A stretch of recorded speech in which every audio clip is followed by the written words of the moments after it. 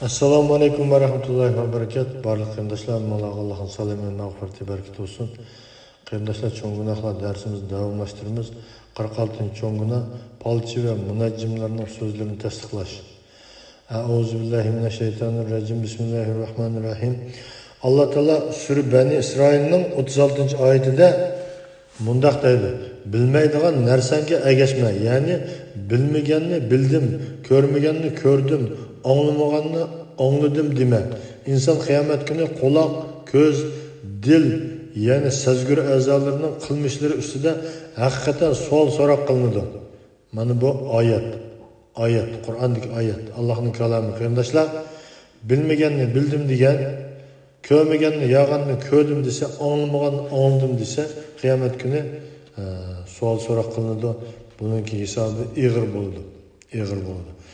Bu oyatga asosan bilmagan narsani so'zlamaslik lozim.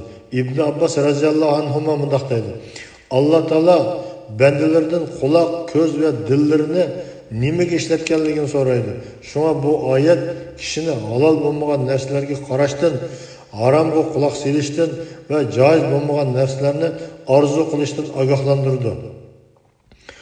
Alloh taolo sura Jinning 26 va 27 oyatlarda mundaq deydi: Allah g'aybni bilguchidir. O'zining g'aybidan hech bir odamni xabardor qilmaydi.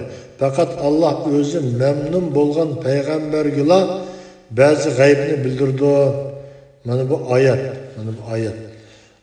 Qur'on Karimda Alloh taolo g'aybni faqat Allohning biladiganligi, uni boshqa hech qanday odamga bildirmaydiganligi, faqat Alloh o'zi rozi bo'lgan, mamnun bo'lgan payg'ambarga ma'lum bir g'ayblarni bildirganligini bayon qilyapti.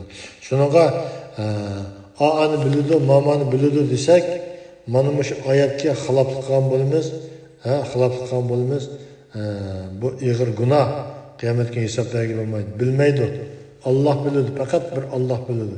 Doktor ani biladi, ya'ni bizning mana biladi deganning o'zi ig'ir gunoh, uni hisobini belgilanmaydi qarindoshlar. Shuningga gap so'zning hammasida diqqat qilaylik. Deb qo'yganga nima bo'ldi? Deb qo'yganga ish bo'lmaydi deydigan odamlar burunmi ko'rilgan deb qo'ygan narsa mo'ridagi farishtalar orqali o'zimizning hisob daftarimizga yoziladi. Qiyomat kuni unga hisob beramiz.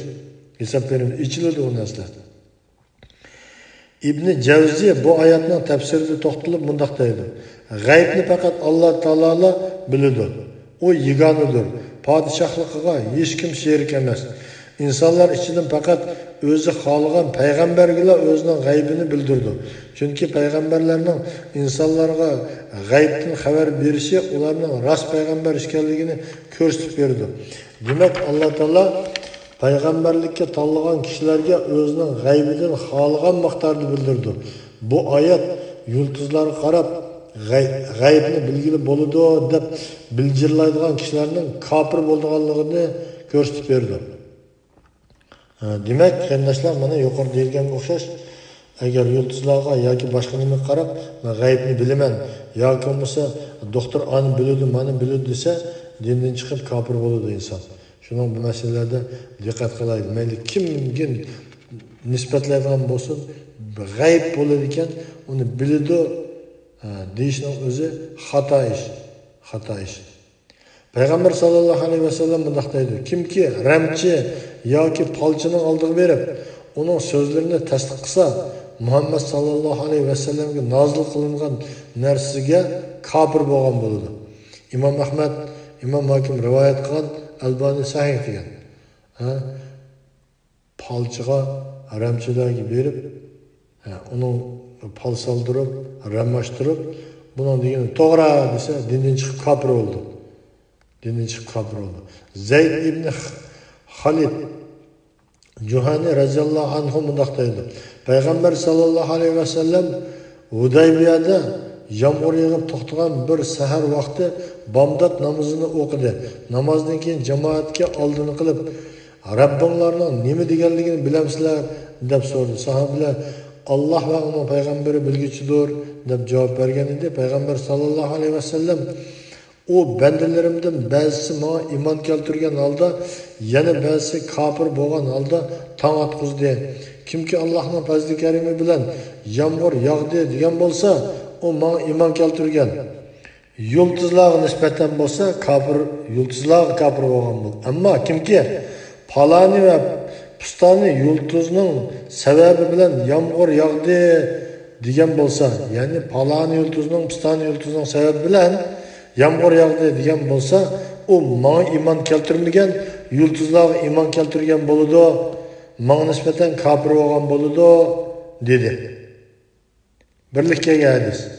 Shunga qarindoshlar, osmon qarab yomg'ir yog'di, yulduz yomg'ir yog'dirdi, ma'u yulduz yomg'ir yog'dirdi deb shu yulduzlar qarab so'zlaydigan munajjimlar bor. Shularning degani to'g'ri. Mana deganga o'xshash yomg'ir yog'di-ku desa, kafir bo'ladi inson. Garchi yomg'ir yoqqan bo'lsin, kafir bo'ladi. Chunki u yomg'irni u yulduz emas yoki u munajjim emas, u palchi, u ramchi emas, Alloh taolo o'z karami bilan yog'dirgan bo'ladi.